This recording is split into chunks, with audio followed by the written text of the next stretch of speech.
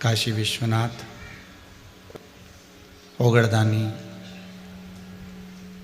त्रिकालदर्शी, कैलाशी, अविनाशी, भूत भावन भूतेश्वर भगवान शिव,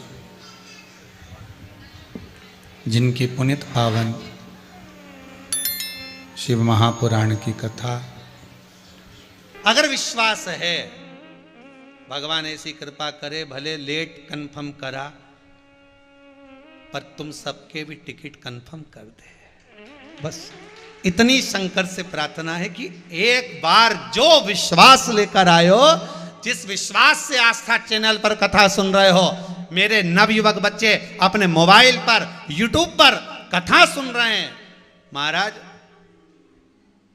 सारा जितने भी जगत के चैनल हैं सारे चिंता में पड़े हुए हैं कि YouTube पर 40-40, 45-45, 50-50 हजार लोग लाइव कथा सुन रहे हैं आस्था चैनल पर आने के बाद भी।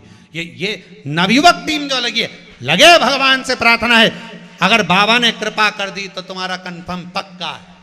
जब हमारे शर्मा जी का पक्का हो सकता है, भरतपुर वाले जो आए हैं, तो बाबा क्यों ना करेगा।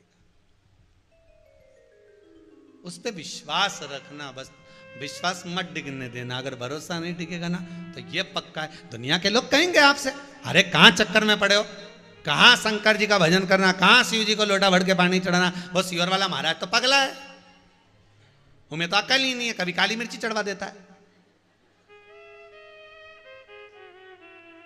अरे भैया, काली मिर्ची चढ़ाई विद्येश्वर संहिता के श्लोक संख्या 57 नंबर को पढ़ोगे तो उसमें लिखा हुआ है कि काली मिर्ची शंकर को चढ़ाने से शत्रुओं का नाश होता है, कार्य की सिद्धि होती है, लक्ष्मी की प्राप्ति होती है। पढ़ोगे तो मिलेगा ना।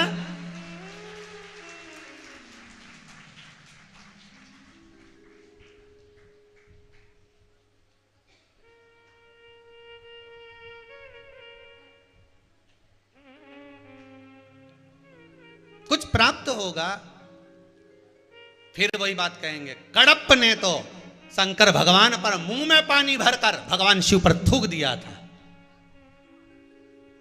नहीं था कुछ तो मांस का भोग लगा दिया था। पंडित जी ने उन शंकर जी को पिंजरे में बंद कर दिया था, ना जाने कौन मांस पटक कर जाता है।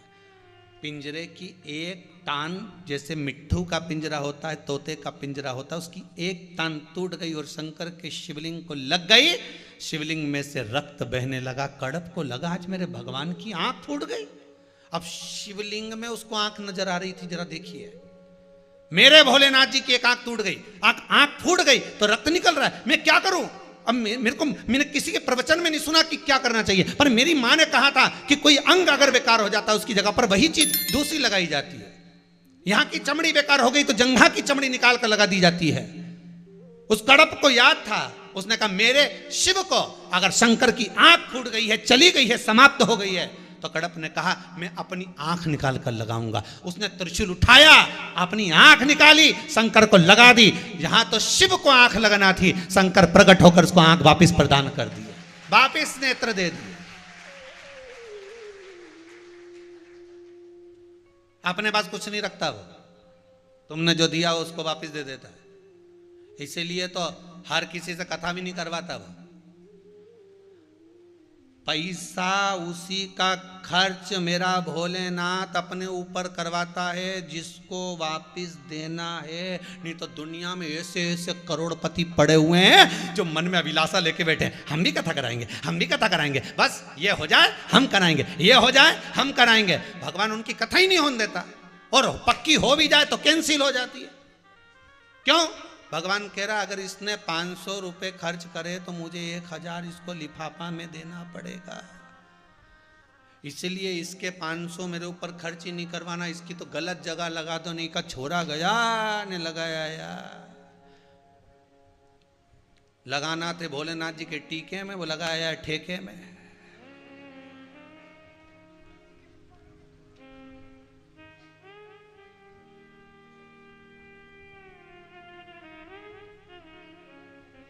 लोग क्यों साहब तुम तो कथा करवाने वाले थे, शिव जी का टीका करने वाले, अब कई करूँ छोरा ने सब आपसे भी निवेदन है, भगवान से विनती करना, धन देना भोलेनाथ, आई हूं तेरे दरवाजे पर, तेरी कृपा पाने के लिए आई हूं, संपदा ऐसी देना कि एक बार शिव कथा करवा लूं, एक बार मेरे मन की अभिलाषा पूरी हो जाए, बस यही कृपा,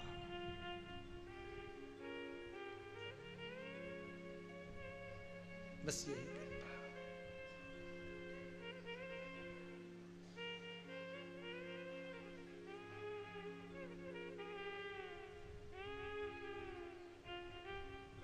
इतनी दया जरूर कर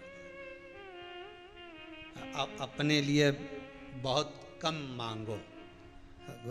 वो कहते हैं ना, हमने देखा है वो कौन बनेगा करोड़पति, उसमें जितने सामने सीट पे बैठे रहते हैं उनसे पूछो तो क्या, मैं मेरी मम्मी के लिए मकान बनाऊंगा ना, मैं ये करूँगा ना, मैं मेरे लिए ये करूँगा ना, मैं उसके लिए ये करूँगा ना, मेरी बहन के लिए ये करूँगा, मैं हमारा जीजा के लिए ये करूँगा ना, भाई के लिए ये करूँगा। एक के मुंडा से नहीं निकला कि एक बार शिव पुराण की कथा करूँगा, एक बार मुंह से निकल जाता तो 5 करोड़ तक तो यूं ही पहुंच जाता।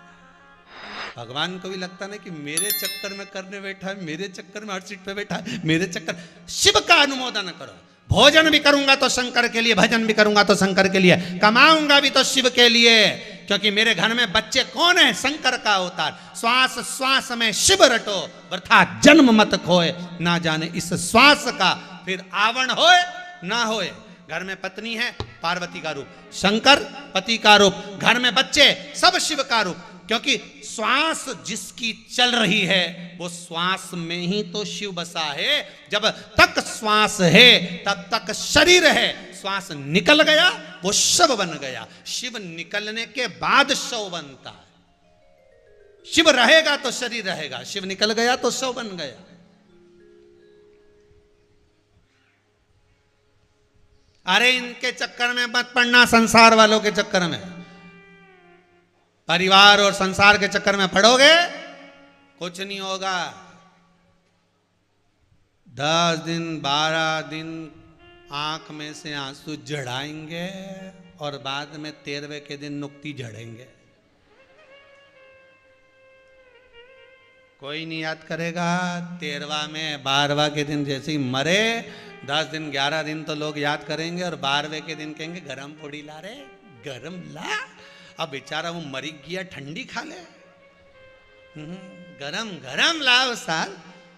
बताओ इतना रिश्तेदार जरा गरम लिया, अपना वाला के तो गरम, अपना वाला के तो गरम गरम खिलाओ, नहीं तो पंडित जी के हमने 13 के तो गरम ही खिलाई, उनके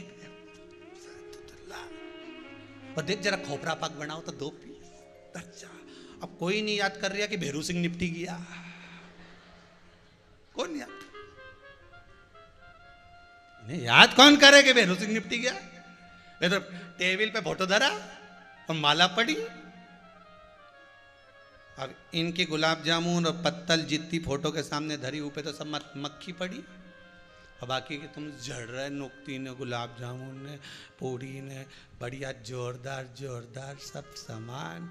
और जितने मेहमान जा रहे थे तो उनको भी पन्नी में बांध के डब्बा आधा किलो का मिठाई का, उनमें खोपरा पाक ने, नुक्ती ने, सेव और दे दी कि ये तो निपट गए, तुम निपटाओ।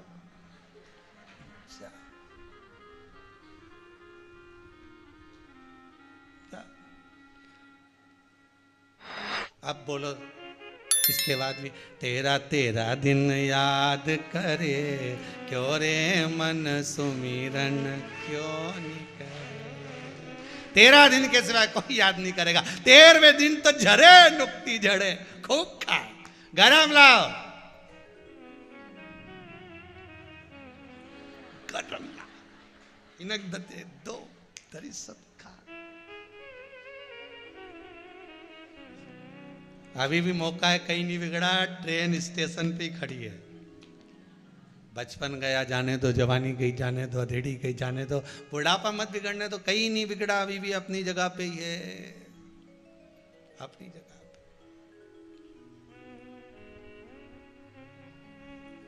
काया कितनी भी सुंदर होगी, एक दिन बुढ़ापा आएगा तो झुर्री तो पड़ेगी। जब सीहोर वाला महाराज का ही उड़ी गया तो तुम्हारा कहीं बचने वाला। बोलो तो ईमानदारी की बात, दूसरे की क्या बोले, अपन तो अपनी बोलो नहीं। उदाहरण भी दो तो अपना दो, दूसरे का कहीं काग दो, कहीं करो उदाहरण दूसरे का देगा।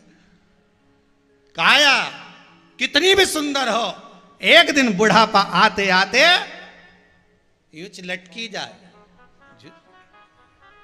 चाहे बादाम खा लो, चाहे काजू खा लो, चाहे कितने फेरन लवली लगा लो, सब जुर्रा जाए। और कितना भी ताकतवर हो, अरे साहब वो बिल्डर बॉडी, वो कि मेरी बॉडी ऐसी और मैंने कईयों को पछाड़ दिया, मेरी दम क्या देखी तूने, अभी तुमने देखा क्या? मैं अच्छा अच्छा दमदार उनके भी देखा ना, बेचारा खाक में पड़े, उनके भी 4 लोग तो के ले जा रहे हैं, राम नाम सत्य कह रहा है। तो क्या कौन मर गया? क्या पहलवान साहब मर गए? तो क्या इतना पहलवान था तो काय को मारा, दूसरे के मार देता? नहीं साहब, पहलवान साहब निपट गए। क्या कहां का पहलवान था? 50 कुश्ती लड़ी, स्टेज पे आता था नहीं तो ऐसा तेल में लगा ही नहीं, सो ऐसे बॉडी सॉडी दिखाए, कई पहलवान था। तो क्या कहां गया? तो इतना पहलवान के फिर लेके कौन जा रहा है? कि मोहल्ला का 4-5 ढाई राम नाम सत्य के, अब इतना बड़ा पहलवान खुद चले जाता शमशान तक। बोलो कुछ गया?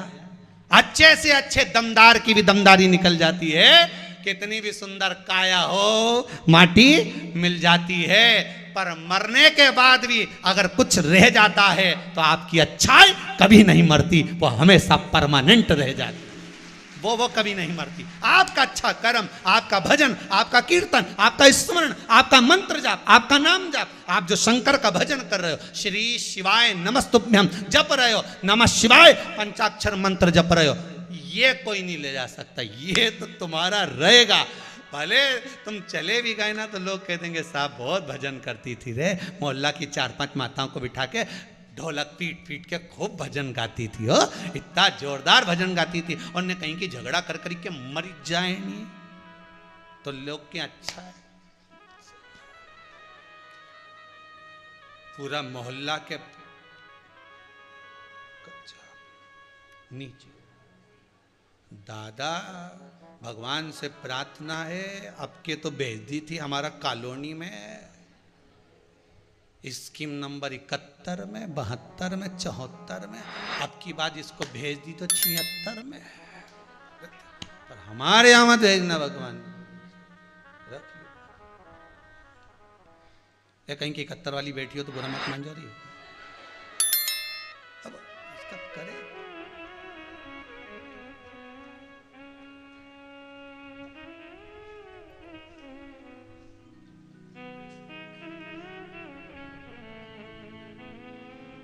कल की कथा कहें, कल जो लोग यहाँ रुके होंगे उनको मालूम होगा, शाम को 5-6 बजे बड़वानी का लोग आए थे कथा लेने के लिए,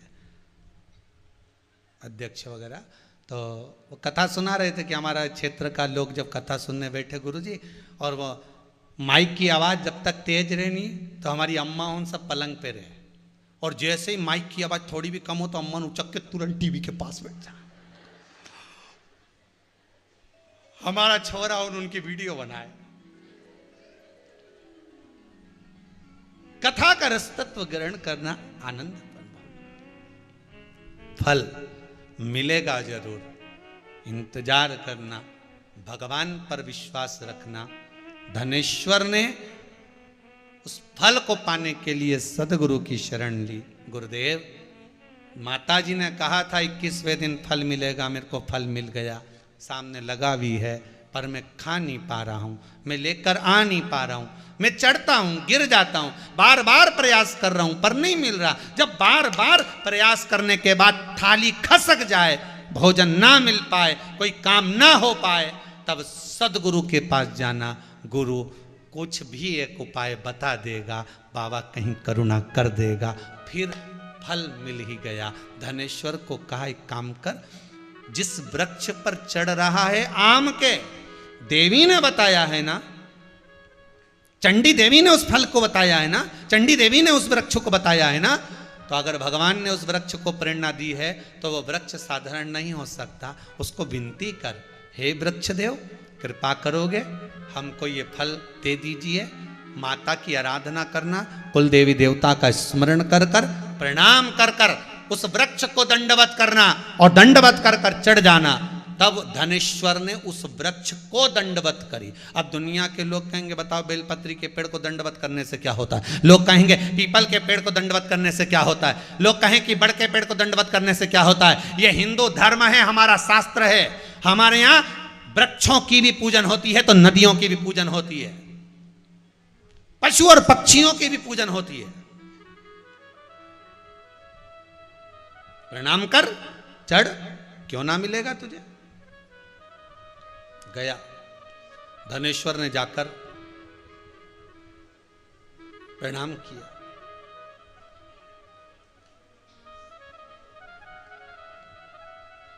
दंडवत करा।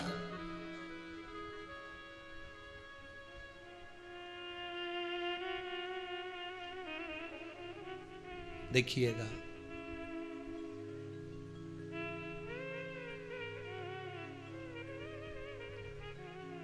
सारी दुनिया में बोली जाने वाली सबसे मीठी बोली कौन सी है? सारी दुनिया में बोली जाने वाली सबसे मीठी बोली कौन सी है? तो कहा मतलब की बोली। कौन सी बोली है? सारी दुनिया में जितनी बोली बोली जाती है उसमें सबसे मीठी बोली होती है मतलब की। इतने प्रेम से बोले, इतने प्रेम से, ए जी, जैसे ही प्रेम से बोले तो खसक लो जी, नहीं तो 500 गया जी। प्रेम की मीठी बोली सबसे, अगर सबसे मीठी बोली पूरे विश्व में, संसार में अगर कोई चीज की है तो वो केवल मतलब की बोली है। अगर व्यक्ति का मतलब है तो वह आपसे इतना प्रेम से बोलेगा जैसे वो फोन लगाओ तो नहीं बोले 500 का रिचार्ज कराओ, नहीं ये कराओ, नहीं वो कराओ, और जब तुम्हारा बैलेंस नहीं आए और तुम डबल से फोन लगाओ तो इसी अल्लाह के बोले, चिल्ला के बोले। जब किसी से किसी को धन लेना हो, भैया जी, काका जी, मामा जी, बुआ जी, फूफा जी, नाना जी, और जब तुम अब उसके यहाँ लेने जाओ तब कहीं खा के भग रिया है, दे देंगे। हम कोई खा के भग रहे हैं क्या? देंगे। प्रेम अर्थात मीठी वाणी मतलब की हो,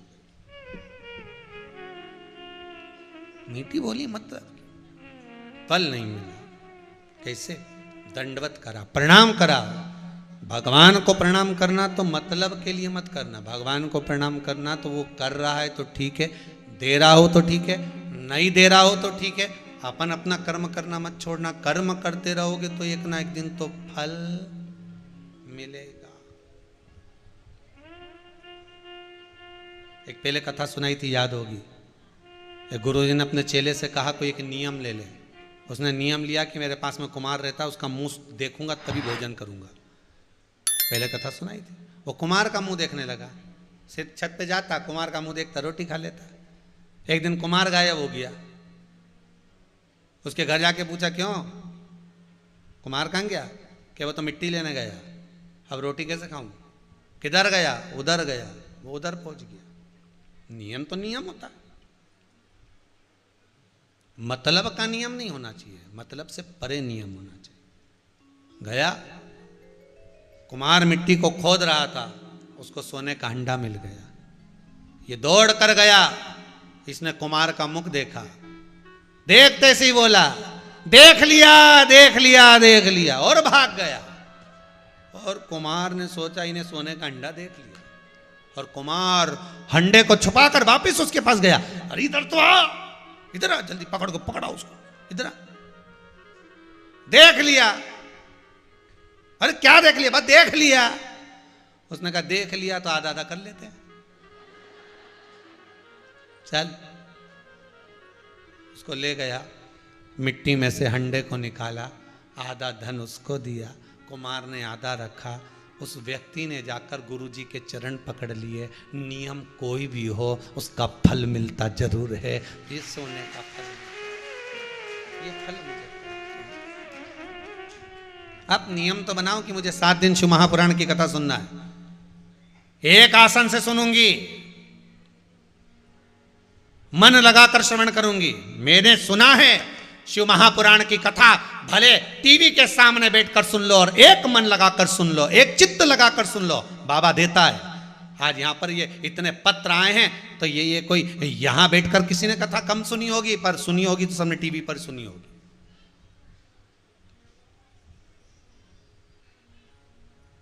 मन लगाकर कथा सुनो, भले मोबाइल पर सुनो, टीवी पर सुनो, फेसबुक यूट्यूब पर श्रवण करो, पर चित्त लगाकर अगर श्रवण कर रहे हो, तुम दिल लगाओ तो सरी, हृदय लगाओ तो सरी, मन लगाओ तो सरी।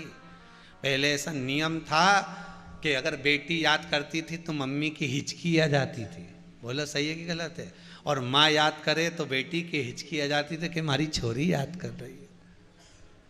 बस उसी तरह तुम मन लगाकर कथा तो सुनो, शिव को याद तो करो, उसके भी एक आध बार डुचकी आ गई ना, हिचकी। पुराण की कथा कहती है केवल एक फल धनेश्वर ब्राह्मण को मिला।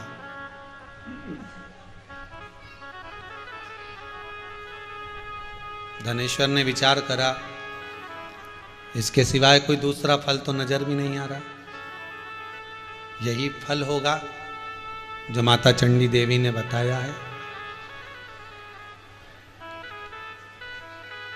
वही फल धनेश्वर ने ले लिया, वही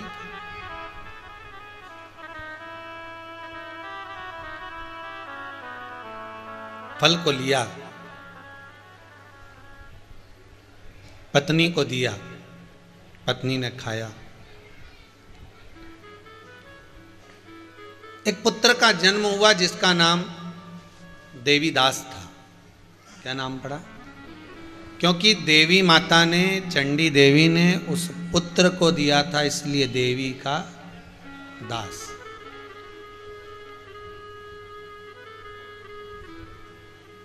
जिस दरवाजे से कुछ चीज मिली हो उस दरवाजे को कभी मत भूलना। प्रभु तेरा द्वार न छूटे रे, छूट जाए संसार, प्रभु तेरा द्वार न छूटे। जिस दरवाजे से हमको मिला है, जिस द्वार से हमको प्राप्त हुआ है, उसको कभी ना भूलें।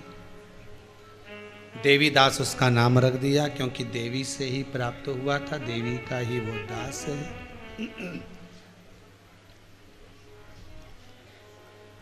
पर मन में एक भाव जागृत हो रहा है, मन में एक विचार आ रहा है।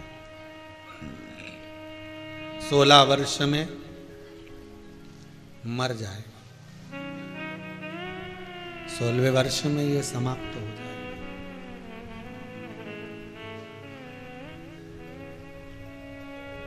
मृत्यु निश्चित हो गई थी इसकी कि ये 16वें वर्ष का जन्मदिन मनाएगा, 24 घंटे पूर्ण होंगे और ये मर जाएगा।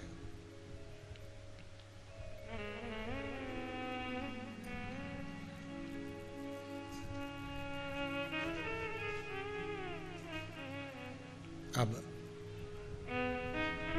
देवी माता से इसने प्रश्न किया था, चंडी देवी से, माँ, ए माँ, अगर आप कह रही हो कि 16वें साल में ये मर जाएगा तो बचा तो आप ही सकती हो ना। चंडी देवी ने कल कथा में कहा था कि चंडी देवी ने कहा था कि मैं नहीं बोलूंगी कुछ भी, मुझसे तो तूने केवल पुत्र मांगा है इसलिए मैंने पुत्र दिया है। पुत्र मांगा इसलिए पुत्र दिया, पर जिसने मेरी आराधना बताई थी तो उसी की शरण में चले जा। और उसी समय धनेश्वर संत के चरणों में जाए तो संत को ढूंढो।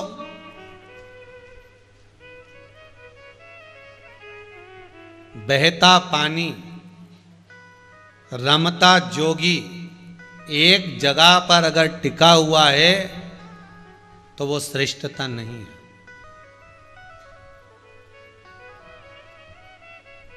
वो चलता फिरता रहे ना तो जीवन का आनंद है। पानी भी चलता रहे तो उसकी निर्मलता बनी रहती है। एक जगह इकट्ठा हो जाए तो बदबू मारे, बोलो सही है कि गलत है? संत भी चलता फिरता रहे ना, कभी यहाँ चले गए कभी वहाँ चले गए, भजन करा रहे हैं, कीर्तन करा रहे हैं, स्मरण करा रहे हैं, मंत्र जाप करा रहे हैं, कथा सत्संग चल रहा है, नाम जाप चल रहा है तो ठीक है। एक जगह पर अगर संत टिक गया तो उसकी श्रेष्ठता नहीं है।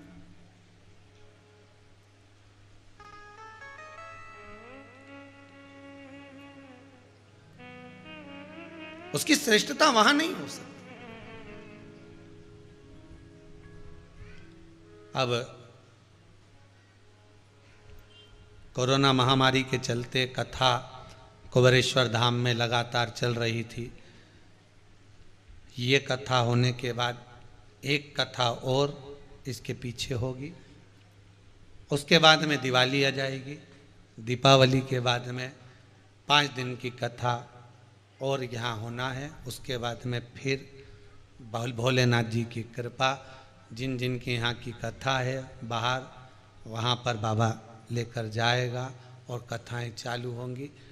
फिर बाबा की जब कृपा होगी, 6 महीना 8 महीना साल भर जब कृपा करेगा, तब यहाँ कथा का क्रम हो जाया करेगा।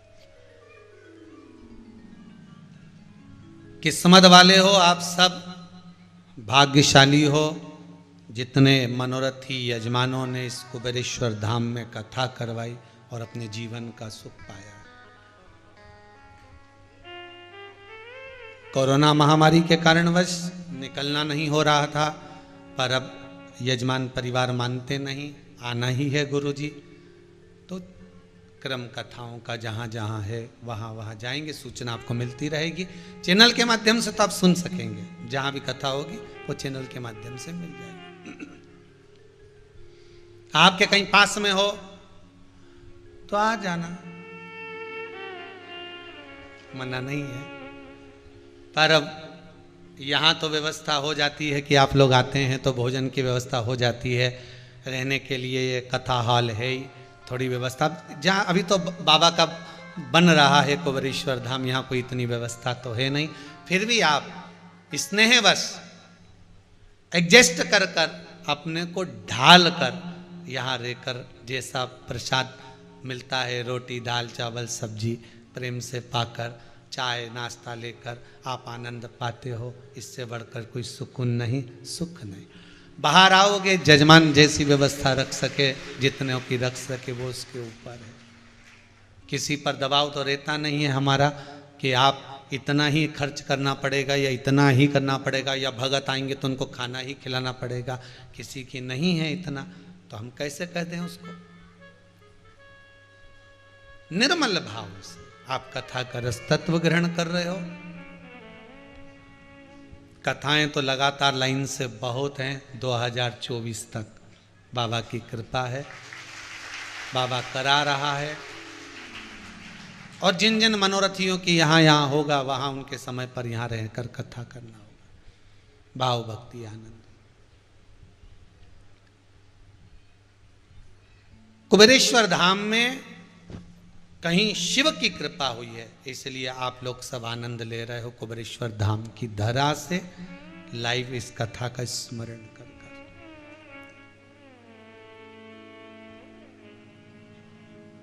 आस्था चैनल के माध्यम से, आस्था चैनल के द्वारा खबर आई है कि बीच में जो दीपावली के 5 दिन है, उसका भी लक्ष्मी पूजन धनतेरस पूजन का स्मरण आप शिव भक्ति के माध्यम से बताएं, जिससे कई लोगों के घर में पूजन हो जाए तो उसका एक आनंद है।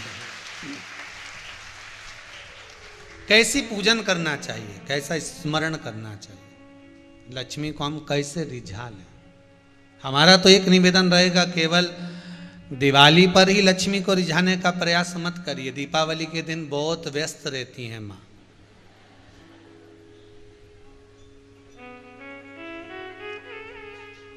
बहुत व्यस्त। माता लक्ष्मी के पास में तो इतनी सी भी फुर्सत नहीं रहती कि वो भगवान विष्णु से बात कर सके। इसलिए दीपावली के दिन लक्ष्मी, गणेश, सरस्वती का पूजन देखा होगा, पर नारायण लक्ष्मी का पूजन नहीं देखा होगा। क्योंकि टाइम मिले तो बात करें ना, तो समय नहीं रहता सबके यहाँ जाना। पर यहां शिव महापुराण की कथा कहती है, अगर आप शंकर के अनुमोदन में लगे हो, बेलपत्री के वृक्ष के नीचे घी का दिया भी लगा रहे हो, तो लक्ष्मी किसी भी दिन आपके घर में प्रवेश कर सकती है। आपका भजन आपके साथ, आप हृदय से, चित्त से, मन से आप भगवान को रिझाओ, बस कैसे भी रिझाओ। माता रानी ने धनेश्वर को बोल दिया था कि 16वें साल में तेरा पुत्र मर जाएगा। अब माता रानी से पूछा ये बचेगा कैसे, तो कहा जिस संत ने मार्ग बताया, जिस संत ने मेरा भजन कराया, उसी के पास चले, उससे विनती कर, उससे निवेदन कर। जब तू उससे निवेदन करेगा तो मिलेगा। दुख कौन काटेगा, तो कहा भगवान के सिवाय कोई दुख नहीं काट सकता। अरे भाई कहीं जाकर मत देखो। एक कथा देखी है, विभीषण राम जी के पास खड़ा। कौन खड़े?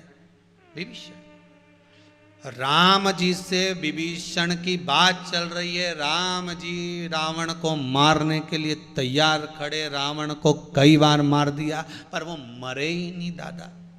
बड़ा प्रयास करा।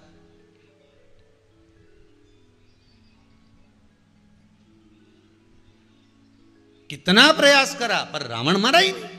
बहुत प्रयास किया गया, मर ही नहीं रहा। तो विभीषण और राम जी की बात चल रही थी और रावण को लगा ये मेरा भाई राम जी को भेद बता रहा है। मेरा भेद मेरा भाई राम जी को बता रहा है।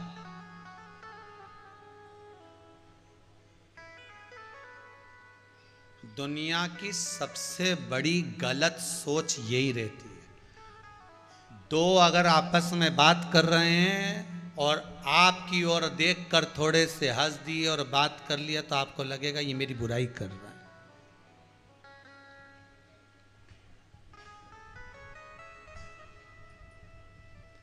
शिव पुराण की कथा कहती है अगर वो बुराई कर भी लेंगे तो भला तो आपका ही होना है, पाप तो आप ही का कटेगा।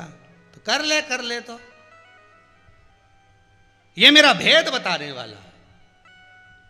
विभीषण राम जी से बात कर रहा हूं, मैं मर नहीं रहा हूं। रावण ने सोचा ये मेरा भेद बताने वाला है, तो रावण को लगा कि ये मेरा भेद बता देगा। पर विभीषण ने भी संकल्प लिया था मरते मर जाऊंगा, पर मेरे भाई के नाभि में जो अमृत है उसका भेद कभी राम को नहीं बताऊंगा। कौन ने संकल्प लिया था? विभीषण। किसको दिया था ये संकल्प? विभीषण ने अपने नाना को ये संकल्प दिया था कि मैं इस लंका का भेद कभी किसी को नहीं बताऊंगा, इस लंकेश का भेद नहीं बताऊंगा। उसने संकल्प लिया था। राम जी और विभीषण बात कर रहे थे और रावण को लगा ये मेरा भेद बता रहा है। इतने में तो विभीषण का मुख राम जी की ओर था और राम जी बात में लगे हुए थे।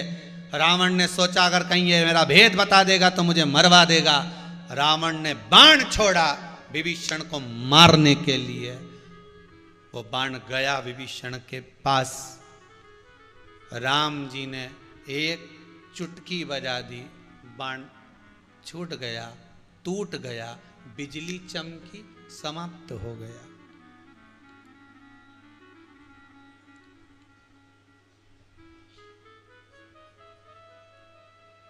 दुख आया था। आप किसी का बुरा नहीं करोगे, आप किसी के लिए अपशब्द नहीं कहोगे, आप किसी को तकलीफ नहीं दोगे तो भी आपके ऊपर तकलीफ आएगी। इसको प्रणव दोष कहते हैं। कौन सा दोष है ये? प्रणव दोष। इसलिए भगवान कृष्ण की स्तुति में गाते हैं प्रणत क्लेश नाशाय गोविंदाय नमः। इसको प्रणत दोष कहते हैं, प्रणत क्लेश कहते हैं। आपने किसी का बुरा नहीं करा, आप कभी किसी के लिए अपशब्द नहीं कहे, फिर भी कई लोग कहते हैं महाराज जी इतने लोग केदारनाथ जी दर्शन करने गए थे, त्रासदी हो गई, मर गए, इसमें उनने क्या पाप करा था? उनने तो अच्छा ही करा था ना। अरे भैया पुण्य करा, सब कुछ करा, पर प्रणत क्लेश है। किसी किसी के घर में सारा सुख होता है, पर जरा जरा सी बात में लड़ाई हो रही है तो वो प्रणत क्लेश है, प्रणत दोष। आप नहीं चाहते तो भी वो दोष आ ही जाता, आप नहीं चाहते तो भी तकलीफ आई जाती। प्रणत क्लेश, प्रणत दोष वो आ ही जाता। प्रणत क्लेश, प्रणत दोष आ ही जाए, कैसे? विभीषण के ऊपर भी वो दोष आ गया था। विभीषण ना तो विभीषण ने भेद बताया था क्या? अरे जम के तो बोलो नहीं, विभीषण भेद नहीं बता रहा है, विभीषण रावण की निंदा नहीं कर रहा है, विभीषण रावण के लिए आहित नहीं चाहता है, फिर भी वो दोष विभीषण के ऊपर आ गया, फिर भी वो दोष आ गया। और दोष आया, महाराज रावण ने बाण साधा और विभीषण की ओर छोड़ा, कहीं ये मेरा भेद ना बता दे, छोड़ा। और जैसे ही बाण गया, भगवान ने चुटकी बजाई और उस बाण को काट दिया, बिजली चमकी और समाप्त। और विभीषण खड़ा था राम जी के पास में। शिव महापुराण की कथा कहती है कि विभीषण को तो मालूम ही नहीं पड़ा कि कब बाण आया और कब भगवान राम ने काट दिया। बस विभीषण तो राम जी के पास खड़ा था, इसलिए उसको वो बाण नहीं लगा था। प्रणत दोष, प्रणत क्लेश आता है, अनायास आता है, पर जो सत्संग में लगा होता है, विभीषण जैसे राम के पास थे तो बाण अपने आप कट गया था। दुख किसी किसी के पास अपने आप चल कर आता है, पर आप सत्संग में लगे रहते हो इसलिए अपने आप कट जाता है, भजन में लगे रहते हो इसलिए अपने आप कट जाता है, भगवान की भक्ति में लगे होते हो इसलिए वो अपने आप समाप्त हो जाता है।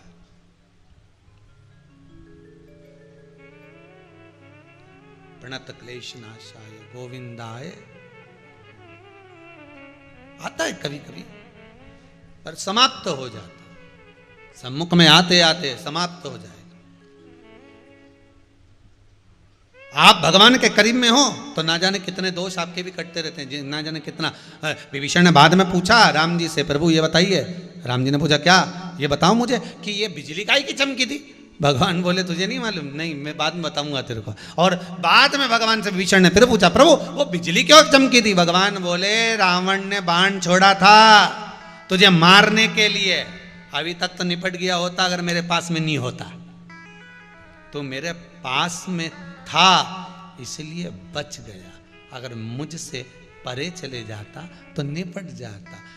आपसे भी निवेदन है, आप शंकर के पास में हो ना, इसलिए न जाने कितने दुख आते इस जिंदगी में, पर शंकर जी चला रहा है, भोलेनाथ संभाल रहा है, 2 रोटी इस कोरोना महामारी के अंतर्गत दे रहा है, क्लेश मिटा रहा है, शिव प्रदान कर रहा है।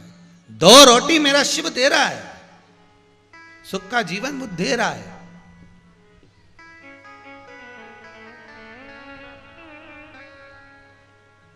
चढ़ा और धनेश्वर चढ़ा, फल लाया, बेटा हो गया, देवी प्रसाद नाम पड़ गया। नाम पढ़ने के बाद भी वो जब 16 वर्ष की आयु में आने का समय आया, उससे पहले वो संत की शरण में गया, गुरुदेव आप संभाल लीजिए, 16वें वर्ष में मेरा बेटा मर जाएगा। 16वां वर्ष पूर्ण होगा, 24 घंटे पूर्ण होंगे, वो मर जाएगा। संत ने कहा इतनी सी बात क्या टेंशन लेकर बैठा है, बेटे से कह दे भगवान का भजन करे, उससे ज्यादा सुख और क्या होगा? मरना ही तो है, प्राण छूटना ही तो है, जब मरने वाला व्यक्ति मर ही रहा है तो उसको क्या भजन करे?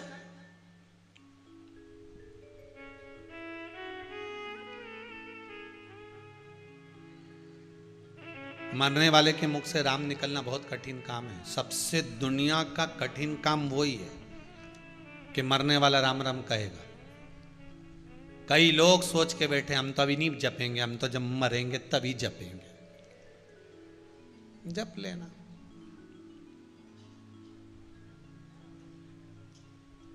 यमराज बनावे बंदी और काया हो गई गंदी। बस ये शरीर से जब प्राण निकलेंगे, ये शरीर किसी काम का नहीं देगा, ने आँख से आंसू झड़ेगा, मुख से राल टपकेगी, देखा जाएगा नहीं, खटिया पर पड़े होगे, परिवार वाले पहले ही जमीन पे सुला देंगे, गद्दा कौन फेंकेगा?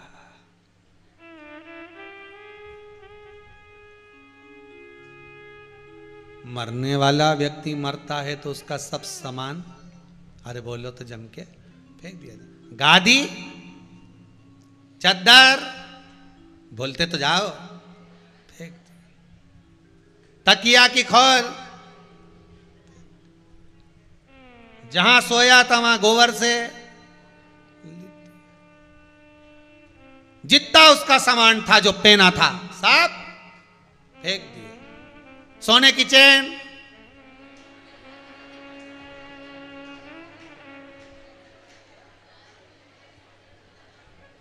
जो गले में पहना था फेंक दो।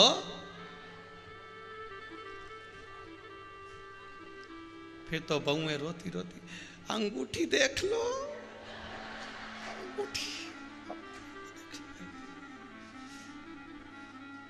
बांधने से पहले देख लो अंगूठी वगैरह। देखा दादाजी एक अंगूठी और पहना, मोटी वाली, पर निकल नहीं रही, हाथ सूज गया। बहुएं रोती रोती बोली, अंदर से चक्कू लिया,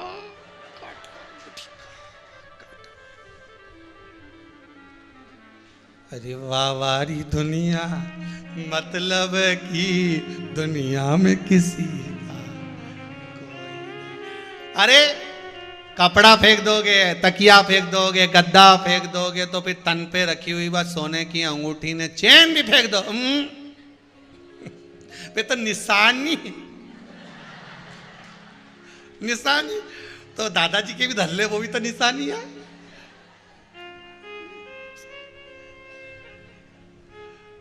कितना कितना बड़ा बड़ा चोटा भरा है घर के अंदर, देख लो रे। आज कथा में मालूम पड़ी है लुटेरों को, सारा भेरू घर के अंदर ही है, सब चोटा। इतना बड़ा लुटेरा, रात्रि के मरे तो रात्रि की नोच लेंगे सारा सामान, सब सब। इसीलिए तुमसे निवेदन है, जितने लोग कथा टीवी पर सुन रहे हो, चाहे मोबाइल पे सुन रहे हो, जितने अच्छे अच्छे कपड़े हैं नहीं सब पहन लो दादा, अपन तो जोरदार जोरदार। और जितनी रकम घर में रखी नहीं, कहीं मत पहन के जाओ, तो घर में तो पहन लो, घर में कहाँ का डाका डली दिया, घर में ही पहनो, पर पहनो अच्छा जोरदार, पहनता पहनता लगा नथनी नथनी।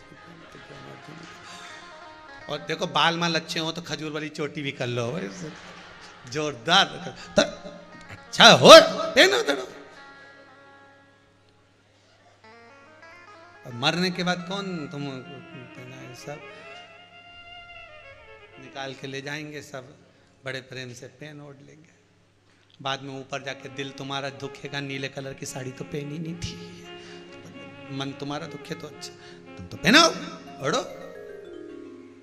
क्या किसको रोइए चादर तान के, आग लगे बस्ती में अपन रहो, मस्ती में भगवान की मस्ती में जितने मस्त रह सकते हो रहिए।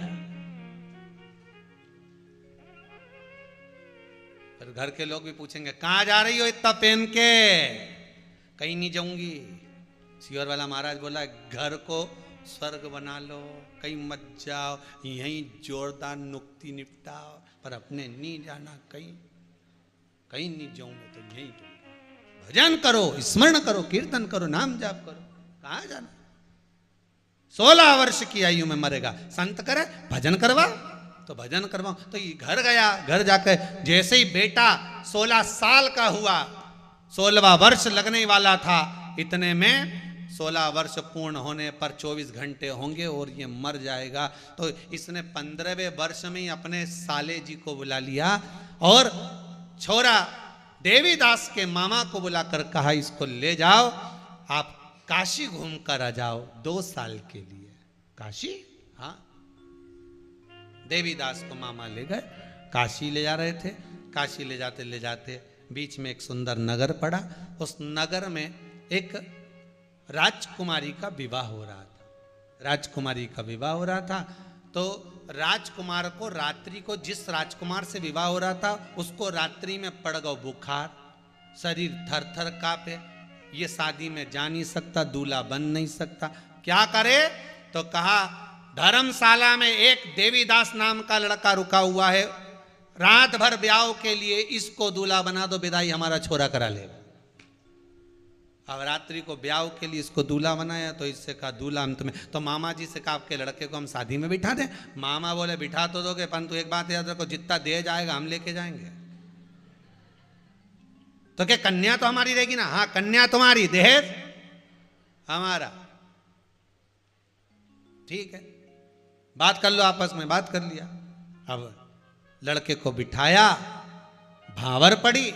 जैसे ही भांवर पड़ी, लड़का और लड़की को पूजन कराने के लिए जब एक कक्ष में लेकर गए, सारे मेहमान जैसे ही बाहर गए तो लड़के ने लड़की से कह दिया मेरे मामा ने केवल दहेज के चक्कर में मेरा तुम्हारा विवाह कराया। लड़के को तो बुखार आ गया, उसका शरीर कांप रहा, वो सवेरे विदाई कराने आएगा, पर विवाह मेरा तुम्हारे साथ में हुआ है। मैं तुम्हें धोखा नहीं दे सकता, इसलिए निवेदन करता हूँ तुम्हारा दहेज तुम्हारे साथ में रखना, मेरे मामा को मत दे देना। लड़के ने बेचारे ने सत्य कह दिया, साफ सत्य बता दिया। और सत्य बताने का फल क्या है? दुनिया के लोग झूठ बोल बोल कर, असत्य बोल बोल कर सोचते हैं कि मेरा जीवन आनंद में कट जाएगा, मेरा जीवन सार्थक हो जाएगा, पर झूठ थोड़े दिन का सुख दिखाता है और पूरी जिंदगी रुलाता है।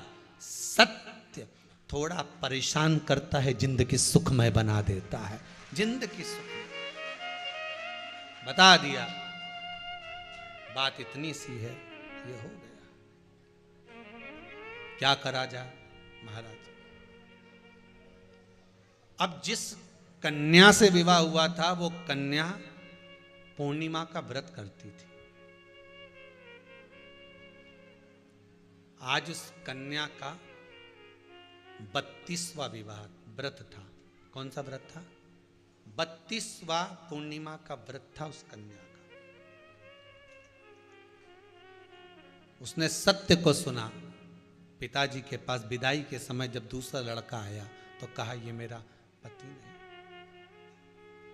कन्या ने उस लड़के को प्रसन्न होकर सत्य के चक्कर में 3 नग लगी हुई अंगूठी दे दी और 1 रुमाल दे दिया। ये मेरी तरफ से, तुम दहेज नहीं ले रहे तो ये विदाई आप रख लो। दूसरे दिन लड़का विदा कराने आया, दूसरा वाला। लड़की ने अपने पिताजी से कह दिया ये मेरा पति नहीं, मेरा पति तो दूसरा है, विवाह दूसरे के साथ हुआ था। लड़का कहता है मेरे साथ ही विवाह हुआ था। नहीं, तुम मेरे पति नहीं हो, विवाह मेरा दूसरे के साथ हुआ, देवीदास के साथ हुआ।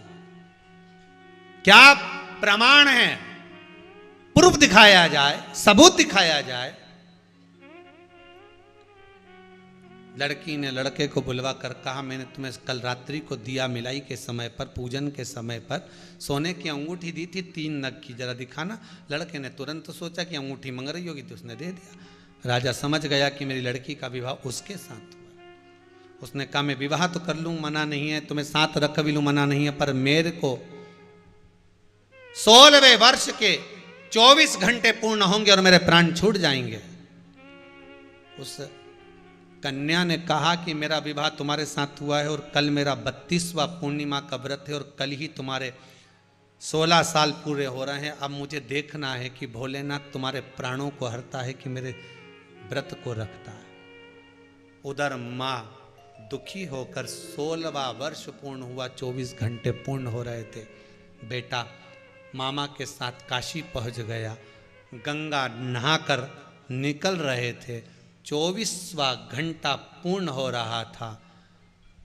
चंद्र अपने वेग में आ रहा था। इसके प्राण छूटना थे, प्राण छूटना थे। उसी समय पर एक बड़ा नंदी बैल दौड़ता हुआ आया, लड़के को कुचलकर धक्का मारकर गया। मामा रोने लगा, मेरे पुत्र को क्या हो गया, मेरा भांजे को हुआ क्या है। मामा उठाने लगा, गंगा का जल छीटा, ब्राह्मण का बालक वो वापिस धनेश्वर का पुत्र देवीदास जीवित हो गया, वापिस जीवित।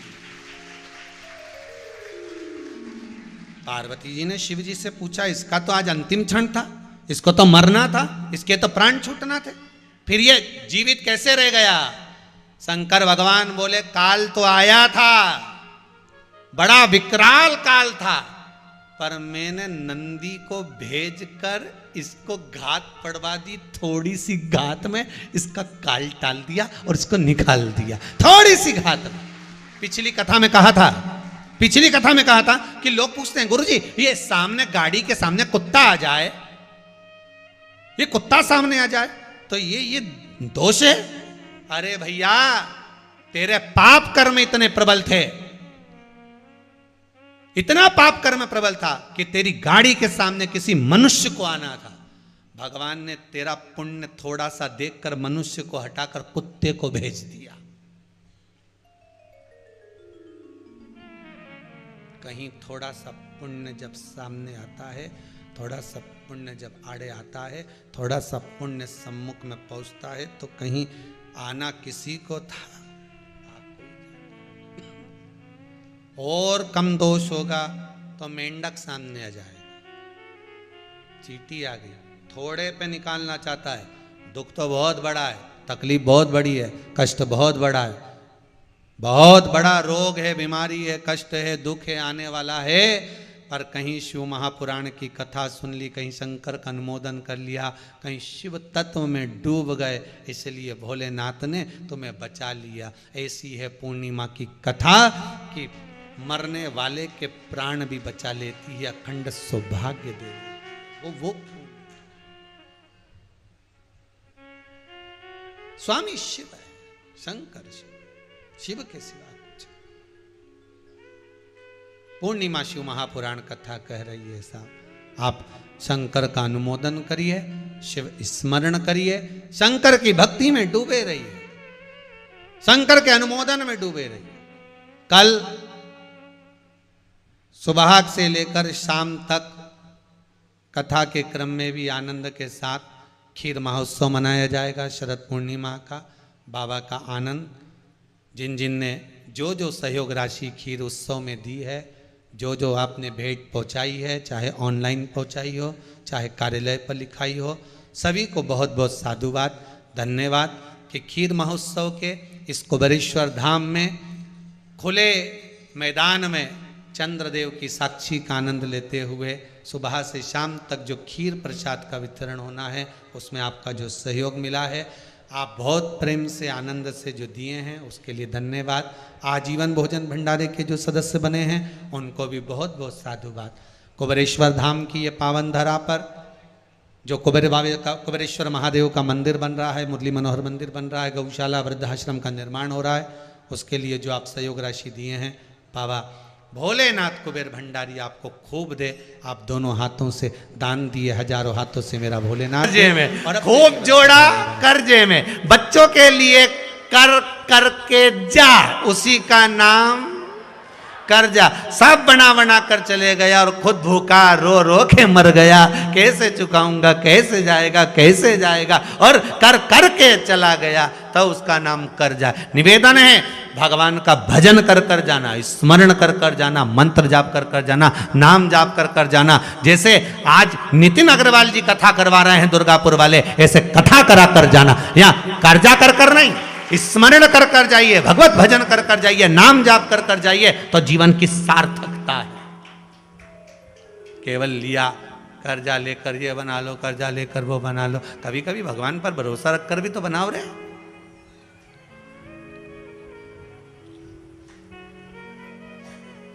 किस किस के विश्वास है भगवान शंकर पे?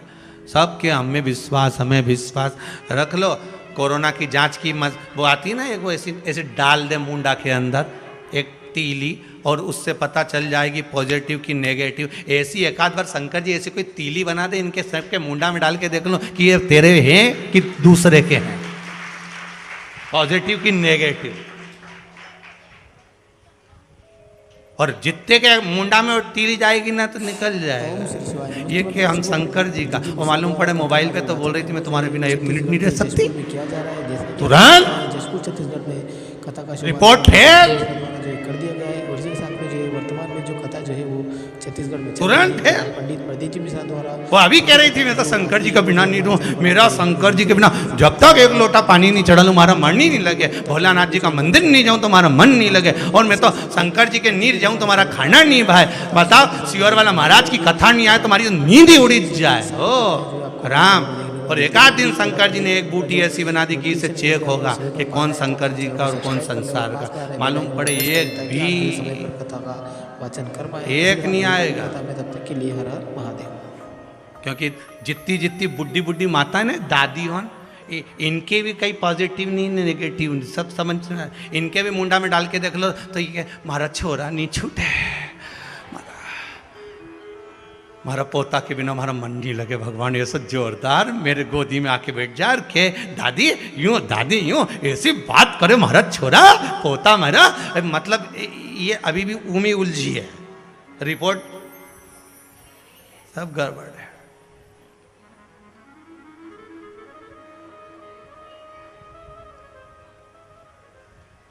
अब बताओ तेरा क्या होगा रे कालिया, अब होगा क्या, विचार कर।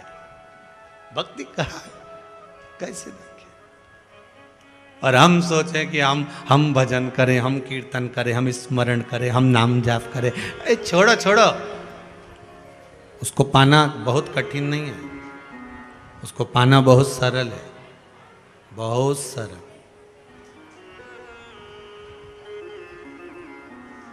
दुनिया के लोग कहते हैं नेत्र बंद करके बैठना पड़ता है, तप करना पड़ता है, साधना करना पड़ती है, बहुत समय तक आराधना करना पड़ती है, तब जाकर भगवान प्रकट होते हैं। शिव महापुराण की कथा कहती है शबरी अम्बा ने कौन सा तप करा था, कर्माबाई ने कौन सी साधना करी थी, मीराबाई कहाँ पर जाकर तपस्या करी थी, नामदेव जी ने कहाँ जाकर तप करा था, संत तुकाराम जी ने किस जगह पर जाकर साधना करी थी, कहां तप, कहां साधना, कहां योग, कुछ नहीं।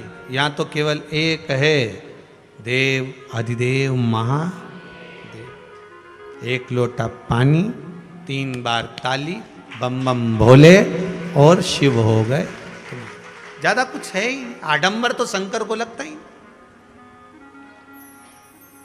आडंबर जिसको लगता है वो लगाए, पर शंकर जी को आडंबर की जरूरत नहीं है।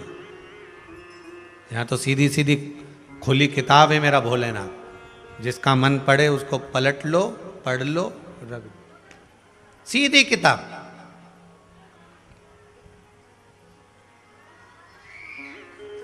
जीवन की सार्थकता शिव। चंचुला देवी ने भगवान देवाधिदेव महादेव की जो आराधना करी, केवल अपने पति बिंदु के मोक्ष के लिए नहीं, खुद के आत्म कल्याण के लिए। अगर आज ये दुर्गापुर का नितिन अग्रवाल परिवार अगर अग्रवाल परिवार कथा करवा रहा है तो ये केवल संसार के अपने आत्म कल्याण के लिए भी होना चाहिए। कुबेरेश्वर धाम में आप लोग काहे के लिए आए हो कि 3 घंटे हम कथा जो श्रवण करेंगे शिव महापुराण की, इसलिए आप लोगों से बार बार कहते हैं कि जहां जगह मिल जाए वहां बैठ जाओ, जिस भूमि पर जहां जगह मिले वहां बैठकर सुनो, पर कथा सुनते समय किसी पर ध्यान मत दो, केवल कथा पर दो, क्योंकि कथा शंकर का स्वरूप है। शिव महापुराण की कथा शंकर का एक स्वरूप। ना जाने कब शंकर की कथा में पहले भी कहा, अगस्त ऋषि के यहाँ भोलेनाथ और माता सती कथा सुनने गए थे और शंकर भगवान ने मांगा था कि मुझे राम का दर्शन हो, तो राम का दर्शन मिला।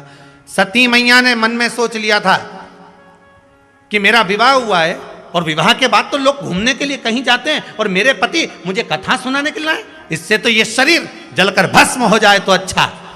शंकर भगवान जी को राम का दर्शन हुआ क्योंकि उन्होंने कथा के मध्य में मन में मांग लिया था कि राम मिले, और सती ने सोच लिया था कि शरीर जलकर भस्म हो जाए, तो सती मैया का शरीर जलकर भस्म हुआ। 3 घंटे की कथा में आप भले आस्था चैनल पर कथा सुन रहे हो, अरिहंत चैनल पर कथा सुन रहे हो, आप यूट्यूब फेसबुक पर कथा सुन रहे हो, आपके मन में कथा श्रवण करते समय जो भाव प्रकट हो जाता है, मेरा शंभु आपकी वो मनोकामना पूर्ण कर देता है। बस विश्वास रखकर कहीं पर भी बैठ जाओ, सुन लो, जहां मौका मिले वहां बैठकर सुनो, पर कथा सुनो।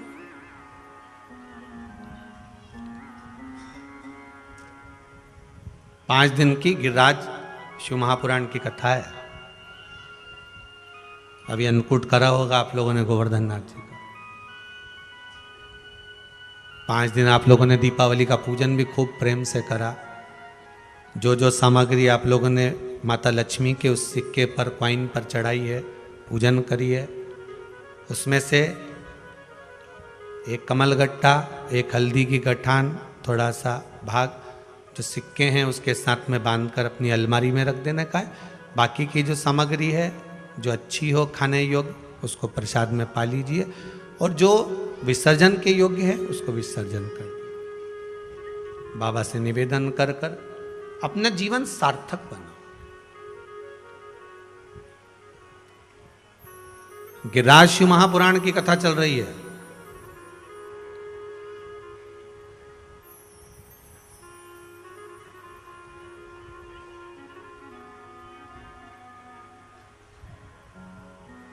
गिरिराज जी का जन्म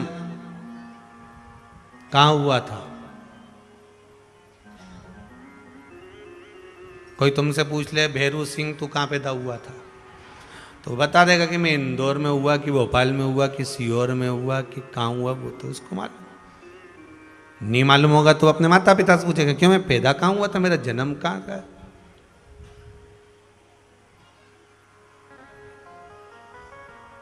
कोई भगवान कृष्ण से पूछे कि आपका जन्म कहां हुआ था, तो हम क्या बोलो, मथुरा के उस कारागार। कोई भगवान राम से पूछे कि आपका जन्म कहां हुआ था, तो क्या अयोध्या के महल में।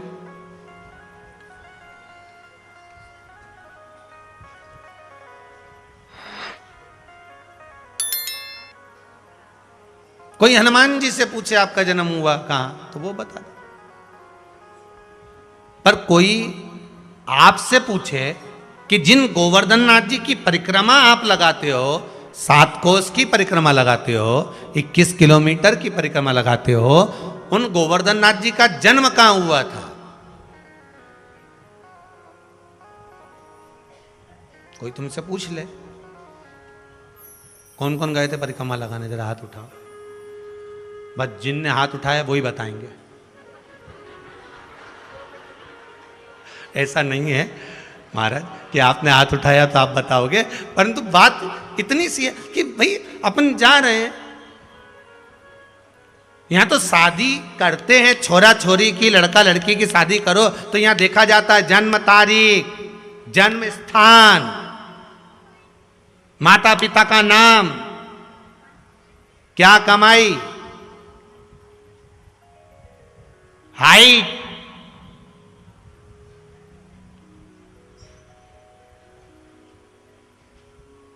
माँ मिलिट्री में अगर नौकरी मिले ना, आर्मी में, तो भी माँ नापे की छाती इतनी ने की हाइट इतनी नहीं, इतना कूदा। तो यहाँ भी तो देखना पड़े कि नहीं देखना पड़े कि भाई बताया जाए कि भाई कहाँ कहाँ जन्म है भगवान गोवर्धन नाथ जी का जन्म हुआ कहाँ था, कहाँ जन्मे थे, उनका जन्म किस जगह का है, कहाँ हुए थे। महाराज 7 द्वीप हैं इस भूमंडल पर। कितने द्वीप हैं? 7। उसमें जम्बू, प्लाक्ष, कुश, शाल्वनी, प्रोण, शाल्य, पुष्कर, ऐसे 7 द्वीप हैं। मेरे गोवर्धन नाथ जी का जो जन्म है वो शाल्वनी द्वीप का है। कौन सा द्वीप का है? शाल्वनी। अब कोई तुमसे पूछे तो अब तो जवाब दे सकते हो कि शाल्वनी द्वीप में मेरे गिरिराज बाबा का जन्म हुआ था, द्रोणागिरि राजा के घर में। द्रोणागिरि के तुम युवराजा, भक्तन के साधो हो काजा। अब कोई आपसे पूछे महाराज जी ये कथा कहां से बोल रहे हो? अबे दुनिया है, काली मिर्ची है, तो पूछने वाला तो कहीं भी पूछ सकता है।